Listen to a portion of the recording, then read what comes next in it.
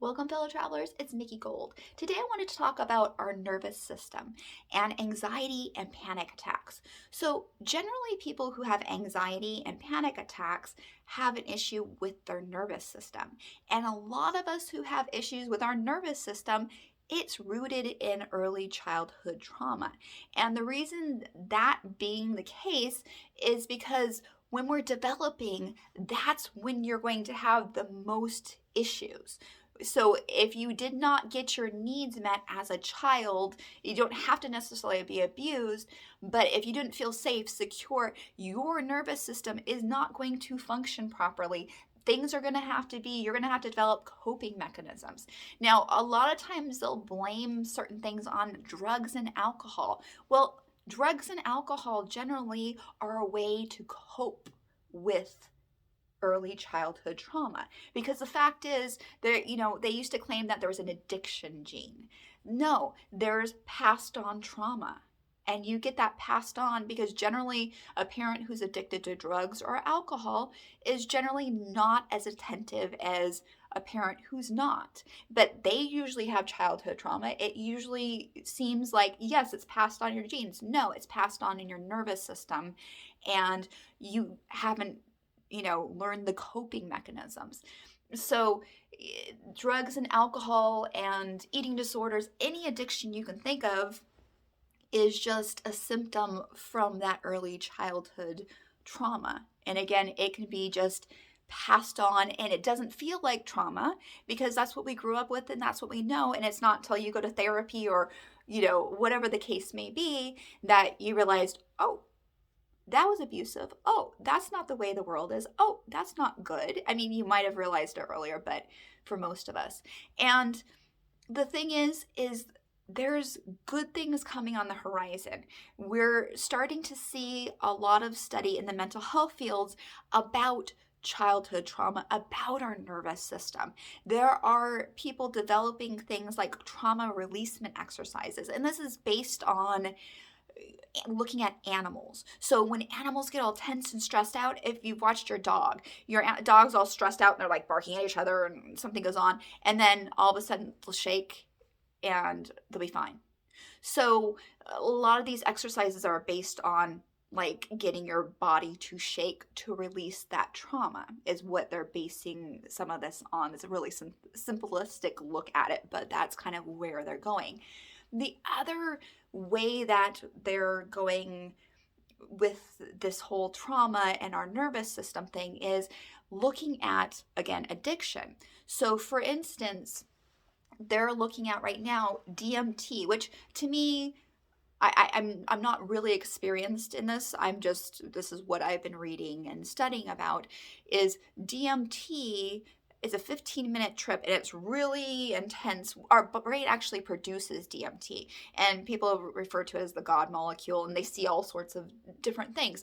However, what they're noticing is that one 15-minute trip on DMT can get you free from alcohol and drug dependency.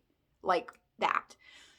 Actually, back when the guy who developed AA for drinking, he got clean from drinking or sober from drinking using LSD. So they've known about this for years, that these different psychedelics can help with drug dependency and alcohol dependency.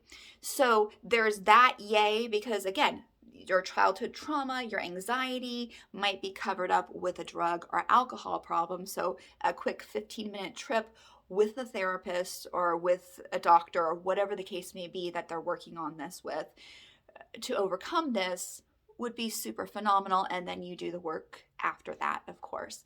The other things they're looking at for instance, PTSD, trauma, which usually all relates to anxiety, or MDMA and magic mushrooms and LSD.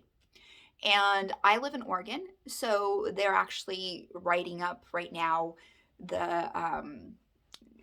protocols and how to do therapy for assisting people with depression, PTSD, trauma, anxiety, with magic mushrooms. And generally, it's usually 3 or 4 trips that you take, and of course, assisted by a professional.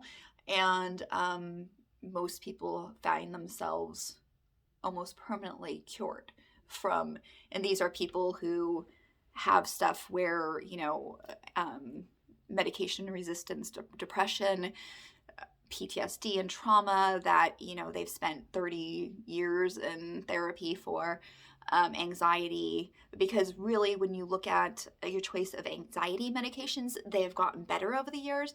But Xanax is highly addictive. There are a lot of addicts that have the Xanax addiction.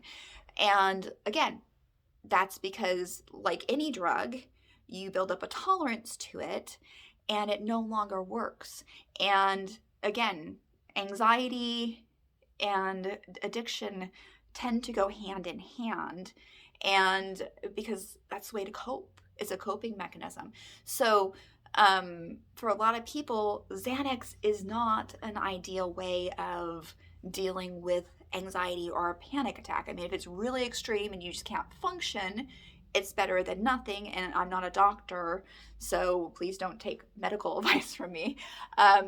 But this is awesome that they're looking at ways. Now, I'm not, I'm not trying to cheerlead any type of drug at all, psychedelics even. However, if you don't have to take a pill, like if you have, depression and you tried everything and you can go do this and take mushrooms and be fine, giving people their life back, that's awesome. Now, since all that stuff is kind of, unless you live somewhere where that's happening or they have clinical trials, they're few and far between. So, okay, that's great, Mickey. Now, what do we do? So, here's the thing. When I have my panic attacks, what I do is after the panic attack, like the next day usually, I tend to look at the week building up to my panic attack. The very first thing I look at is, was I hydrated? Because when I get busy, when I get stressed, the last thing I think about is drinking water. And that's one of my, I'm pretty good about lots of other things, but water tends to be, oops. So when you're not properly hydrated and your electrolytes are out of balance, that causes so many problems. I mean, that's just like straight out one of the worst things you could do to your body. That's like, if you could get into one habit, it would be making sure you're properly hydrated. That would help with a lot of things in life, is proper hydration. So I check to make sure, was I hydrated? So the other thing is, when I'm busy and sometimes like, oh my gosh, I gotta go teach my class and I haven't eaten because I was busy, filming or doing something. And then I have to go for a nutritional bar or a shake. Well, I don't like the vanilla flavored nutrition bars and shakes, so I end up having more chocolate than I want. There's caffeine in this. Now, the other thing is, when I take bars and nutritional shakes, is that I tend to eat very low sugar, and I tend to eat like whole, green. It has greens in it. Now, greens can be also, like spirulina and wheatgrass, can be very stimulating. Anything that stimulates you can cause panic attacks. So it's not just, you don't have to just look at like, oh, I'm drinking coffee. How much coffee did I drink? And some people, that might be an issue. I don't drink coffee. I don't drink alcohol. Like I said, I don't do a lot of sugar. I'm a vegan. I'm gluten-free because I have an allergy. So I pretty much have a good diet. The nutrition part's pretty sound, except for when I get stressed out and I don't have time to either make something or I don't have time to eat stuff. Anything that we eat that's packaged or processed, even if it's really good for you food, is still going to have also some preservatives that can wreak havoc on your system. And anytime, if you're eating less than great foods, there's stuff like colorings in foods that have been known to cause problems with our nervous systems. My younger brother, he used to constantly when like be a party or whatever. We just thought he was overeating stuff and would get sick. But what we found out later on, it was red punch, fruit punch. There was a certain red dye in the fruit punch that would make him vomit. He was very sensitive to that red dye. So I'd venture to guess if we look through some of these preservatives in our food, even like the better foods, um, that can wreak havoc with our nervous system. So really going through what you take in, really looking at, is there anything in here that's a stimulant?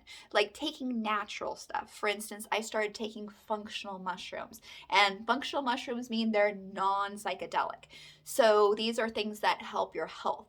Now, there were mushrooms I have taken before functionally, and I knew I was good with those. I started taking a gummy. I was going to take a gummy that had like 10 mushrooms in it, and there was a few that I hadn't taken before. So I went and I tried them one at a time, like a supplement, for a couple weeks to make sure that it was not causing anything in my nervous system, and I was okay with it. And then once I was okay, then I went ahead and started taking those. And the same thing when I start taking anything, I really look at what's in it, like especially herbal stuff, because it's important to look and go, because not everything that's herbal is good for you. I mean, it's better options than a lot of things, but if you have a sensitive nervous system, meaning you have anxiety, you have panic attacks, you probably are sensitive to things in a way that most people aren't. So we really need to kind of comb through and notice what we eat. And so if we could do that on the other end before we have a panic attack, that would be a good way to deal with anxiety. And then I look at, once I've checked over my liquid intake, once I've checked over what I've eaten, then I check, what have I taken in via my eyes, my ears? What am I taking in via social media? What am I studying? Am I studying too much about trauma? Am I studying too much about, something that can kind of like, it seems like it's a good idea at the moment, and then you realize, oh yeah, I actually was really stressed out while I was watching that. Like sometimes we'll watch a movie and it's like, oh, it was such a good thriller, but what did it do to your nervous system? I really had to start being aware of what I'm taking in.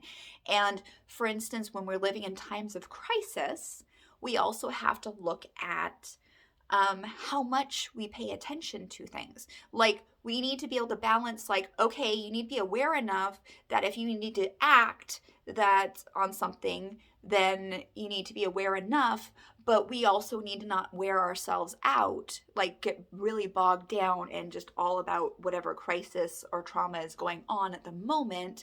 We really need to kind of find that balance, because if we're too stressed out and we're too like, when the moment comes when you need to act or when you need to do something, you won't have that energy. If you have to take medication to put yourself, into a state of calmness, when something hits the fan, you are not going to be ready.